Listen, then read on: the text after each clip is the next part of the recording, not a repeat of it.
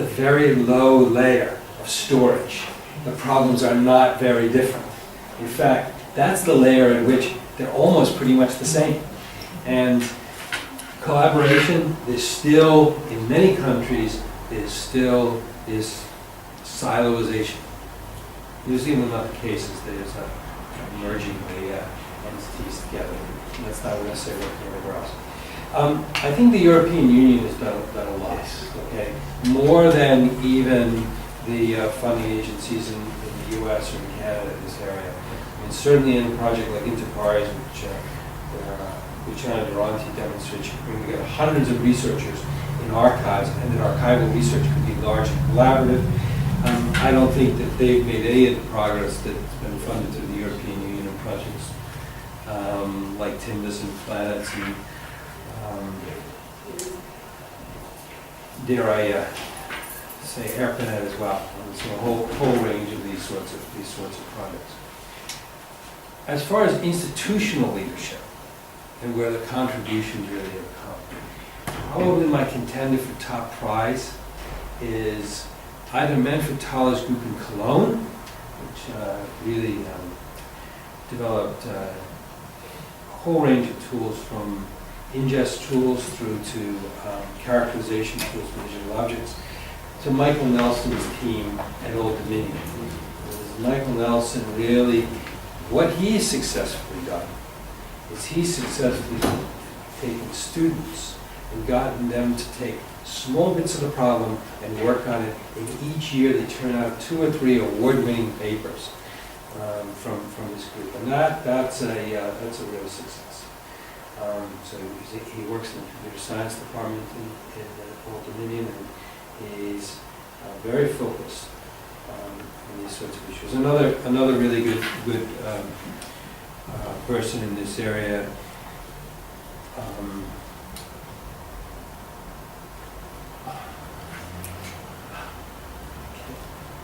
Sorry, his name slipped my mind at the moment. I'm sorry. He's a guy in West Virginia.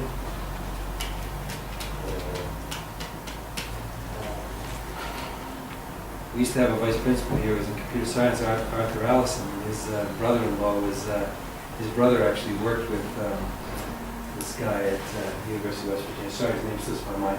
But he did a lot. He's done a lot of the same sort of model, engaging students in doing experimental research and producing small incremental results that you can bolt together and you can develop and build tools from, I need 4S. Okay, I'm sure we'll think of his name in a few minutes. Do you remember, Jack?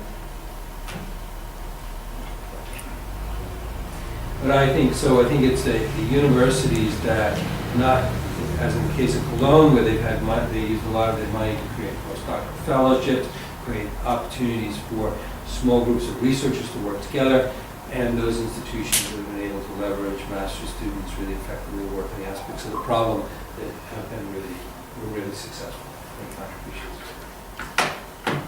Guy's name's Ed Fox, I'm sorry.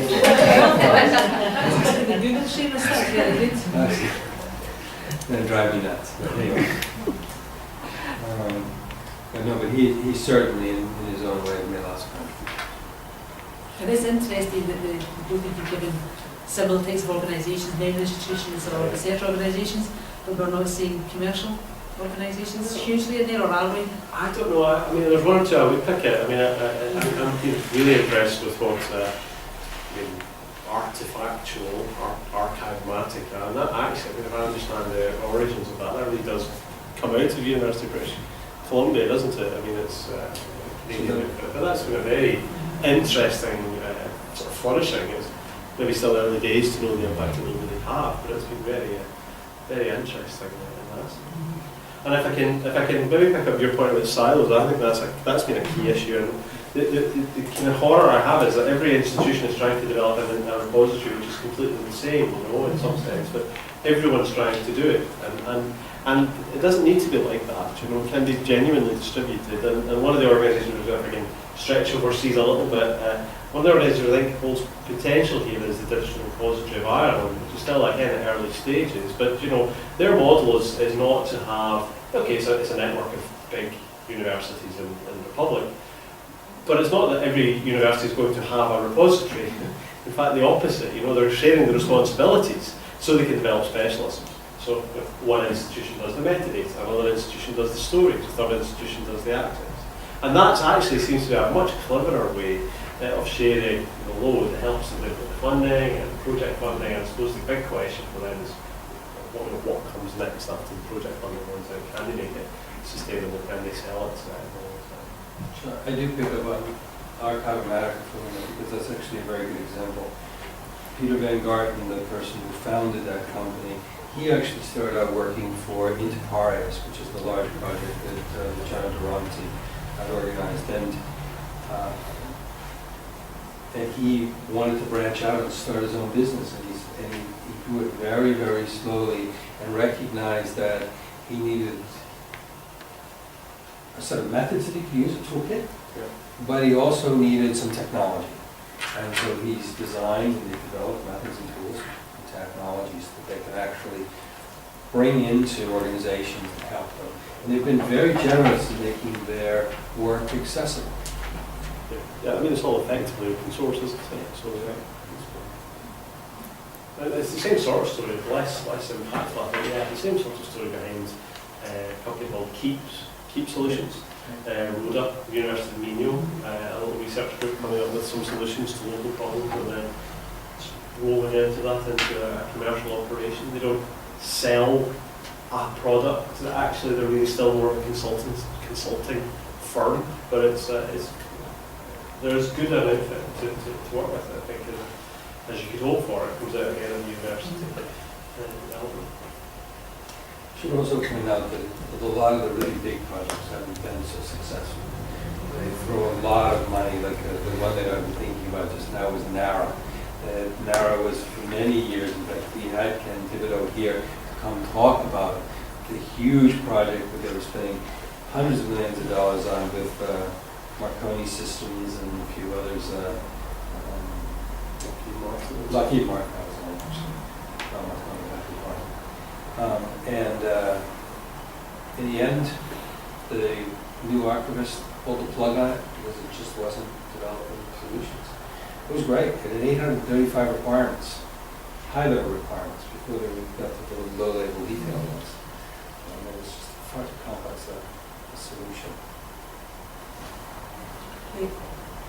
We'll move on to perhaps, which is my favourite question of the session today. I mean, I guess you could all tell them who's great. I think we know who's great. Well, I mean, Seamus is a massive impact. I mean, we shouldn't. Yes, no, we shouldn't. No, that's I mean, not true. No, that's not true. I mean, it is true. We should stop for a moment and say, your work here in HATII, earlier than that, even at the British Academy, and then subsequently, it's been, that's had a massive impact, Seamus. And I think we should be glad, Glasgow should be proud of what Glasgow has achieved with your kind of sponsorship and encouragement through those years, and to facilitate that ongoing dialogue is important. So it's good that you're here as well as good that you were here. I think it's also really that we got a great team of people here. Absolutely. And we got a shared vision and a shared set of ideas that made it possible for us to move ahead to try to do something. And then that was strong enough to stand on its own and keep developing. And it's really about the shared vision. So it's nice to say these things, but it really, I think it was a confluence of folks who really saw a possibility and then really worked to draw other people in who want to do that. So it's a really good journey, and it's got a long way to go. Joyce.